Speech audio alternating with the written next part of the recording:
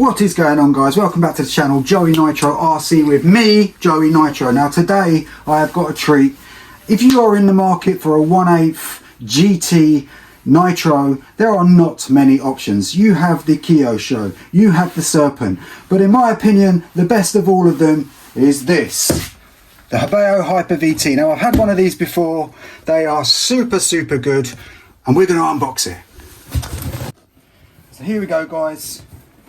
First look, brand new car. As I said, I've had one of these before and they are super awesome. Hybrid has got one on order, Nitro Pimp has got one, and there is a reason why we all get these, because they are awesome. So first of all, we have this body. I'm not a huge fan of this body. I've seen other versions of this that look nicer. The blue is okay. Obviously I need to mount the wing at the back, but this does the trick. You have to adjust it a little bit because it drags on the floor, and also I'm going to have to make some ventilation in here and something to get the pull start and the engine here, but it'll do the trick. But the main star of the show,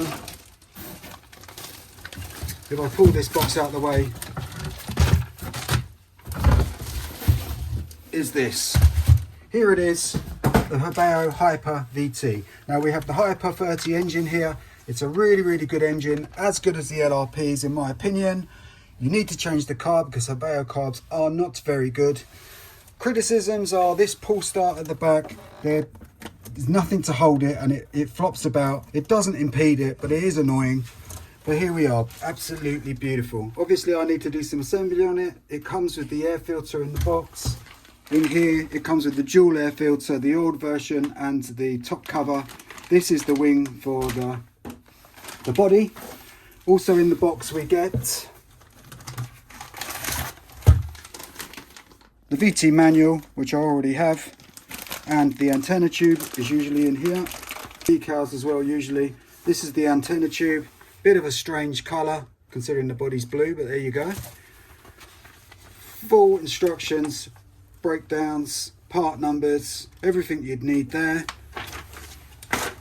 And then we have this generic transmitter. These are not the best in the world, but they definitely do the job. Takes 4 AA's, has all your dual rates, your steering trim, your throttle trim, but it works with a beep. You can't adjust these to something you can see in the middle. They work on a beep system, so you have to judge where the middle of the beep is, so the beep will go from a high beeping to a low beeping. That's a little bit annoying because you're never quite sure if you're in the middle, but you know, these things we can live with. It's got another channel here, but you don't use that because it has no reverse or lights. Obviously we have the Hyper 30 engine, and as I said, this engine makes this thing move. We've got the Hyper pipe. This is a one-piece pipe instead of some of their pipes which are joined with a coupler. This is all one piece. We have a very nice fuel tank with a little handle here. Inline fuel filter. Now these Hobao ones always seem a little bigger than the other ones that you can get. If you see here on the fuel line, it's actually increasing the diameter, and that reduces the restriction, which can mess with the tune sometimes. This part here is if you're running a stick pack, and if not, you just put your hump pack or your battery pack in here. It comes with the Hobao transmitter and receiver in there. So there it is, guys. These are actually phones. They do look like they're rubber when you get them, but I can assure you they are phones. And here we go. So I cannot wait to get this going and show you guys the performance. But first of all, we're going to need to break it in, and that will be coming up shortly. Also to mention, this the braking system on these is really good. It's got a 2-speed transmission. Now when you first get these, you can hear them shifting. After a while it's very difficult to hear them shifting, but I can guarantee you for the speed these goes, they must be shifting. And that's it. This thing is so planted to the floor. I've had one before. I took it out one day filming. I actually ruined the footage of it, but this thing, I ragged it and it never ever spent 1 second on the lid. Okay guys, we're going to start this up for the first time and start heat cycling her. The idea here is very simple. I have wrapped the head there in foil and inserted a probe which will tell me the temperature. I am going to warm the engine and control heat with that, and I am going to cool down with this. Now the idea here is that it's going to heat cycle without turning the engine off. For at least 1 or 2 cycles. So we'll start it for the first time and we will start the braking process. Now I'm using 25% RTR fuel. The RTR fuel is the best stuff to break in with because it's a very high oil content, which you want when you're breaking it in. Because it's got a higher oil content, it burns slightly hotter. I was going to use 20%, but I've moved and I've put the fuel somewhere and I cannot be bothered to dig them all out. So we are going to use this and let's see how it goes. Hey guys, so here it is. She's breaking in now. This is the first tank. I'm struggling a bit to keep the temperature up on her. The low speed needle was very, very far out and I had to really wind it in, but we're getting there. Guys, it's another day now. Yesterday I had quite a lot of trouble maintaining the heat in this engine to break it. So I'm inside now. I've got a different hairdryer which is hotter. I haven't got a heat gun, but you know, that's just the way it goes.